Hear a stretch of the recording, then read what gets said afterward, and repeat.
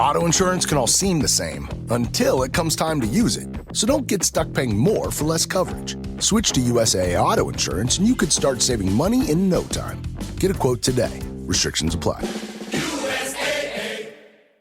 You're about to hear a clip from our brand new series, Journal Entries. It's exclusive to our subscribers on Apple Podcast or Patreon. You can also access it by searching The Murder Diaries ad-free on Spotify. This series is fun, chatty, and it's a great way to get to know who Natalie and I are beyond the normal weekly episodes. It's $2.99 a month and a great way to support your favorite podcast, The Murder Diaries. We thank you in advance for listening and supporting our show that we love so much. We hope you enjoy. Blake and Ryan were, at least maybe up until last week, considered an It Hollywood couple.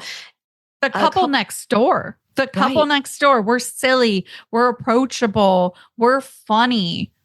I also can't help but think, what kind of advice was Blake getting from Taylor?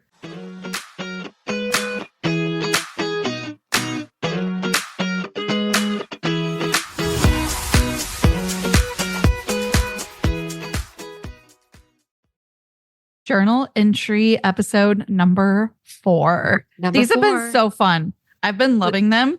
I hope everyone listening has been too. Yeah, they've been fun to record. It's definitely been a little bit of an adjustment for how we handle our relationship, because usually if we have something, a little morsel of a story to tell each other, we instantly text. And now it's been one of those things where I'll catch myself like, I need to send this to Paige. No, I'm going to hold on to it because I want to include it in our journal entry. And so that's been fun and a different way of, running our relationship, I guess. Same. It's been hard to keep certain things I want to talk about on here from like an instant text, but it has helped me stay pretty productive in all the like other Murder Diaries stuff that we do and things like that. Instead of 2-hour phone calls, our phone calls are like 30, 40 minutes. And then we leave out the stuff for journal entry. Average length. And then we leave out the stuff that we want to talk about with journal entry, which is, you guys have already been listening, like current events and just things that have been interesting us that we've seen or heard or whatever. It's a lot of fun. I think what the majority of it is, Natalie, is, and to the listeners, of course, is instead of sending you that TikTok, I'm talking about it on here, or sending you that Instagram link or whatever it is, the headline link, the article link. It's instead on here. Sending a 3-minute voice memo, we're sending it here. We're telling it here. She's calling me out. She's calling me out. I send them too. We communicate in a multitude of ways. One of those things that I would have sent you, there are 2 that I definitely want to tell you. So the first one is classic me. I'm on TikTok. You guys should be used to this by now. This is episode 4. I am a chronic TikToker at night. Okay. I'm on like an hour or 2 in bed at night. That's my version of watching a show or a movie in bed. Instead, I'm TikToking. That's why when I text you late at night, I know you're going to respond because number 1, you're up. But number 2, I know you're looking directly at your phone. So when you don't text back, I'm like, okay. She knows the phone has been down. The phone has been put down. Exactly. So I'm scrolling TikTok as I do.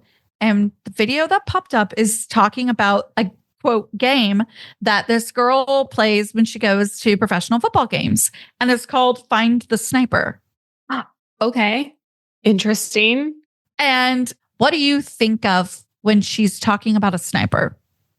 I'm thinking that these are large public gatherings that events could happen at, so that they have protections in place to keep everyone safe, or at least that's what I hope it is. That is correct. When I first saw it, and many people in the comments, they thought it was more of a safety precaution of hers, where somebody, much like what happened at Trump's rally with the assassination attempt that happened to him, was a sniper that was against him on a building, right? And then they tried to shoot him. An aggressive sniper rather than like a sniper in defense. I was picturing her figuring out where an aggressive sniper could be. That is a much more concise way to put it. You guys are probably quickly realizing Natalie's much more concise than me. However, it was your version.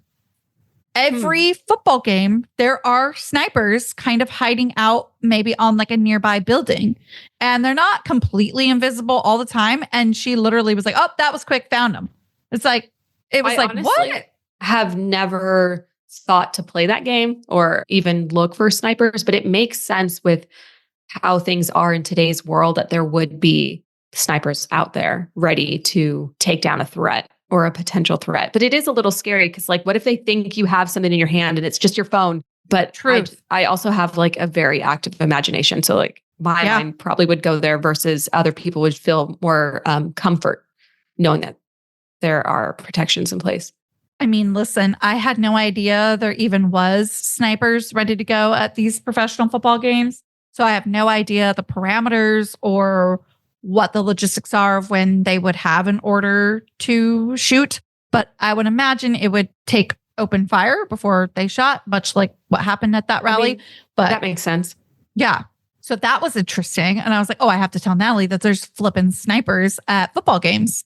You just heard a clip from our brand new series, Journal Entries. Don't forget to head over to Patreon, search ad-free on Spotify, or subscribe on Apple to listen to the full episode. You'll hear 2 of these episodes every month until we get 500 subscribers. That's when we'll start doing 4.